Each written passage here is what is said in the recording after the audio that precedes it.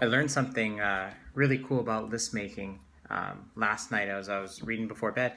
There's this book called Eat That Frog, I think something like that, referred to me by a buddy named Matt Doyle. And it talks about list making and how list making can save you, a lot of time. And I think we all sort of make our own list, but they do it a little bit differently. So what they do is they have a monthly list.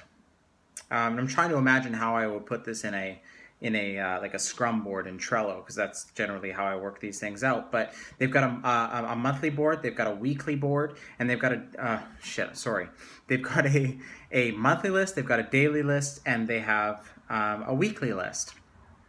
And so I think everything basically just gets dumped into the monthly list. And maybe I think the way I would do it is I would have like a master list, which I tend to call product backlog. So I would have my product backlog list in Trello. I'd dump everything in there. Anything that came to mind would go in there. It doesn't matter whether I do it or not. It does not matter.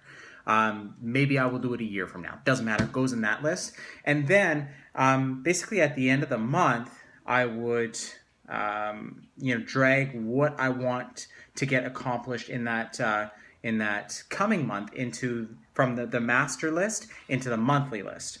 And then at the start of a week, say like Sunday, I would drag everything from the monthly list that I want to get done this week into the weekly list. And then, of course, the night before the day, so could be Tuesday night kind of thing, I'm dragging everything into the daily list, so everything that I want to get done.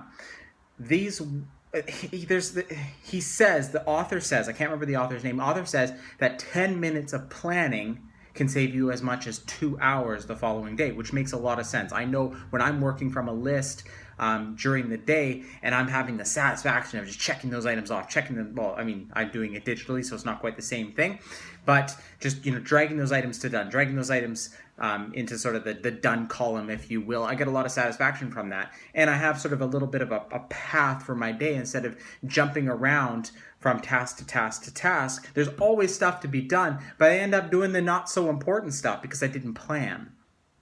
So try that out. If you're not using Trello, give it a shot. The way I would work my columns is I would have a master column, I would have a monthly column, I would have a weekly column, I would have a daily column, and then I haven't decided yet, but I would probably have like a QA column, which quality assurance, or you can call it quality checking or whatever, just to make, maybe have someone check over my shit before I drag it to done, or I'll check over it myself. And then have a done column, which means it's done, it's ready to go, it's shipped, it's perfect kind of thing. I'm going to give that a go. I've been working with lists for a long time, but I've never done it quite that way, so I'm going to give that a go. Just a little something I picked up in I think it's called Eat That Frog. I've read like 20 pages, and you should see all the freaking notes I have all over the pages. It's definitely worth a read. Have a great day, guys.